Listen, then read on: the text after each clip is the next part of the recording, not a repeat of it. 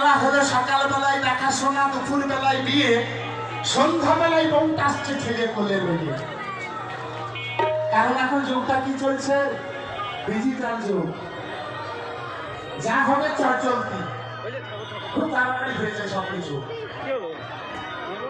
এখন বাচ্চাটাও লক্ষ্য করে দেখবেন বিয়ে ছেলে বিয়ে করছে মেয়েকে, ছেলে অলরেডি তার আগে ভালোবাসা করতে ছেলে সঙ্গে যাচ্ছি 4 মাস বাড়ি কমছে সমাজ দেখাশোনা বিক্রি করে দিয়ে সন্ধ্যাবেলায় ছেলে সকালবেলায় দেখাশোনা মামা